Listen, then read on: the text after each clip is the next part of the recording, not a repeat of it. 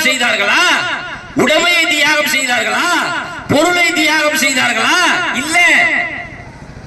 இந்த தேசத்திலே சாதியின் பெயரால், மதத்தின் பெயரால், மொழியின் பெயரால், இனத்தின் பெயரால், நிறத்தின் பெயரால் மனிதன் அடக்குமுறை செய்யப்பட்டான்.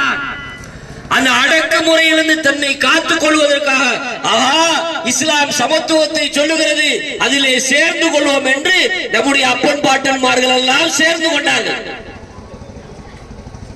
அவர்கள் எல்லாம் முஸ்லிம்களாக வந்தார்கள், நாம் முஸ்லிம்களாக வந்து விட்டோம். நபிகள் நாயகம் ஸல்லல்லாஹு அலைஹி வஸல்லம் அவர்களோடு இருந்த நபித்தோழர் அபூபக்கர் சித்திக் ரலியல்லாஹு அன்ஹு என்று சொல்லக்கூடிய நபித்தோழர், சுப்ஹானல்லாஹ், அல்லாஹ்வை வணங்குவதற்காக ஹிஜ்ரத் செய்த ஒரு நபித்தோழர். வரலாறுகளை படிக்கிறோம். அருகாமையில் இருக்கிற பள்ளிவாசலுக்கு தொலை செல்ல மாட்டேங்கிறோம். பள்ளிவாசலிலிருந்து ஒரு சிலர் கிளம்பி வந்து தொழுகைக்காக வாருங்கள் என்று சொன்னால் வீட்டில் ஆள் இல்லை என்று சொல்லி அனுப்புங்கள் என்று சொல்லுகிறோம். அபூபக்கர் சித்திக் ரலியல்லாஹு அவர்கள் ஆரம்ப காலத்தில் மக்காவில் இஸ்லாத்தை ஏற்றுக்கொண்ட பிறகு அல்லாஹ்வை சுதந்திரமாக தொழ முடியவில்லை. அல்லாஹ்வை தொழுதால் அபூஜஹல் தடுக்கிறான், உத்பா தடுக்கிறான், உமையா தடுக்கிறான், சைபா தடுக்கிறான். இஸ்லாத்தினுடைய எதிரிகள் எல்லாம் அல்லாஹ் ஒருவன் என்று சொல்லாதே, அவனை வணங்குவேன் என்று சொல்லாதே என்று எதிர்க்கிறார்கள், தடுக்கிறார்கள்.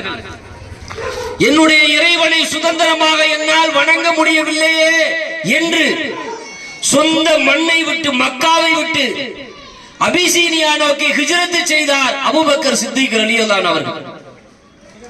அப்படி அவர்கள் ஹிஜ்ரத் செய்து செல்கிற பொழுது பர்குல் ஹிமாத் என்கிற ஒரு இடத்தின் அருகில் இப்னு தகீனா என்கிற ஒரு மனிதர் சந்திக்கிறார். என்ன அபூபக்கர், எங்க போறீங்க? என்னுடைய ஊரில் என்னுடைய இறைவனை நான் சுதந்திரமாக வணங்க முடியவில்லை, அதனால நான் அபிசீனியா நோக்கி ஹிஜ்ரத் போகிறேன் என்று சொன்னார். அப்போ அந்த இப்னு தகீனா சொன்னார், உங்களை போன்ற ஆட்கள் எல்லாம் மக்காவை விட்டு சென்று விட்டால் மக்கா என்னாகும்? நீங்கள் எல்லாம் ஏழைகளுக்கு உதவி செய்யக்கூடியவர்கள், வறியவர்களுக்கு உதவி செய்யக்கூடியவர்கள், உறவினர்களை ஆதரிக்கக்கூடியவர்கள், உண்மையான சோதனையில் ஆட்பட்டவருக்கு கரம் கொடுக்கக்கூடியவர்கள். நீங்கள் மக்காவை விட்டு செல்லலாமா?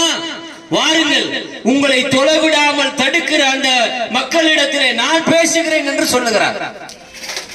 அபூபக்கர் சித்திக் ரலியல்லாஹு அவர்களை மீண்டும் மக்காவுக்குள் அழைத்து வருகிறார். இஸ்லாத்தினுடைய எதிரிகள் உமையா, உத்பா, ஷைபா, அபூஜஹல், குறைஷி குல தலைவர்கள் எல்லாம் அமர்ந்திருக்கிற அந்த சபைக்கு செல்லுகிறார். என்னப்பா, இந்த அபூபக்கர் அவருடைய இறைவனை வணங்குவதற்கு நீங்கள் ஏன் தடை செய்கிறீர்கள் என்று கேட்கிறார். நாங்கள் தடை செய்யவில்லை, அவர் அவருடைய இறைவனை வணங்குவதாக கூறி அல்லாஹ்வுடைய வேதம் என்று சொல்லக்கூடிய திருமறை குர்ஆனை ஓதுகிறார். ஓதும் போது தாடி நனைய நனைய அழுகிறார். அவர் அழுவதை பார்க்கிற எங்களுடைய பெண்டாட்டிமார்களும் பிள்ளைமார்களும் எங்கே இந்த முகமதுக்கு பின்னால் சென்று விடுவார்களோ என்று நாங்கள் அஞ்சிதான் அவரை தடுக்கிறோம். அல்லாஹு அக்பர். அல்லாஹ்வுடைய வேதத்தை ஓதிய ஒரு நபித்தோழர் அதனுடைய அர்த்தங்களை புரிந்து கொண்டு அழுகிறார். அழுவதை பார்க்கிற மக்கள் இஸ்லாத்துக்கு வந்துருவாங்கன்னு சொல்லி இஸ்லாமிய எதிரி பயப்படுறான். அதனால அல்லாஹ்வை தொழுவதை தடுக்கிறான். இங்க அல்லாஹ்வை தொழுவதற்கு தடை இருக்கிறதா? பள்ளிவாசலுக்கு போகாத யாராவது கையை பிடிச்சு இழுக்கிறாங்களா? பாங்க சொன்னா வீட்டுல தொழாத யாராவது பிடிச்சு இழுக்கிறாங்களா? யாராவது தடுக்கிறாங்களா? இல்ல, யாரும் தடுக்கல. ஆனா இன்றைக்கு தொழ மறுக்கிறோம், தொழாமல் இருக்கிறோம். காரணம் என்ன? இந்த உலகம், இந்த உலகத்தின் மீது கொண்டிருக்கிற பாசம், ஆசை, நேசம், அதுதான் மனிதனை இன்றைக்கு இறைவனை வணங்க விடாமல் தடுக்கிறது. தொழுகிற நேரத்தில் 1 ரூபாய் சம்பாதிச்சிடலாம் நினைக்கிறான். இறைவனை வணங்குற நேரத்தில் 1 கோடியை சேர்த்துடலாம் நினைக்கிறான். ஷைத்தான் போறான். அல்லாஹ் ரப்பல் ஆலமீன் கேட்கிறான், யஹ்ஷபு அன்னஹு மாலஹு அஹ்லதஹா. அடே, இந்த உலகத்தில் நீ வாழுகிற போது சம்பாதித்த அந்த பணங்கள் எல்லாம், பொருளாதாரங்கள் எல்லாம் உன்னை இந்த உலகத்தில் நித்தியனாக வாழ செய்யும் என்று நீ நினைத்துக் கொண்டிருக்கிறாயா? ரப்பு கேட்கிறான். நீ மாட மாளிகை கூட கோபுரம் எத்தனை பெரிய மாடிகளில் இருந்தாலும் சரி, எத்தனை பெரிய ஆழ பள்ளத்தில் இருந்தாலும் சரி, நீ சம்பாதித்த செல்வங்கள் உன்னை ஒருபோதும் இந்த உலகத்தில் காக்காது. ரப்புல் ஆலமீன் சொல்லுகிறான். அது உன்னை வாழ செய்யும் நீ நினைக்கிறியா? ஒண்ணு அல்லாஹ்வுக்கு பெரிய விஷயம்லாம் கிடையாது. அல்லாஹ்வை வணங்க மறுக்கிற, அவனை எதிர்க்கிற, அவனுடைய கட்டளையை நிராகரிக்க அப்படி லேச ஒரு நரம்ப சுண்டி விட்டானா போதும், ரப்பு முடிஞ்சிருச்சு. வடமலையான்ல போய் சேர்க்கணும், இல்லைன்னா மீனாட்சி மிஷின்ல சேர்க்கணும், இல்லைன்னா அப்போலோல சேர்க்கணும், இல்ல பெரிய ஆஸ்பத்திரி ஐசியூல போட்டு வைக்கணும், அவ்வளவுதான்.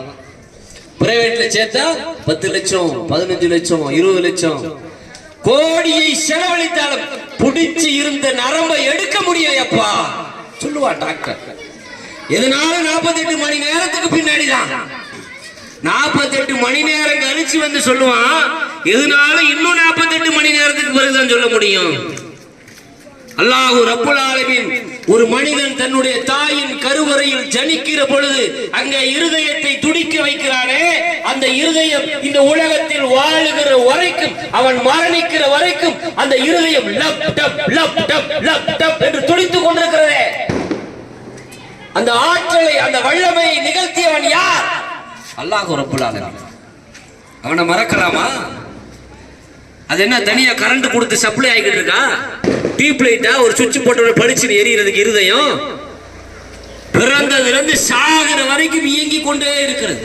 அதுல லேசா ஒரு அடப்பு அப்படி டக்குன்னு நல்லா நம்ம திங்கிற சாப்பாட்டுல அந்த கொழுப்பு ஏறி போய் அந்த ஹார்ட்ல ஒரு அடப்பு அடைச்சிச்சுன்னா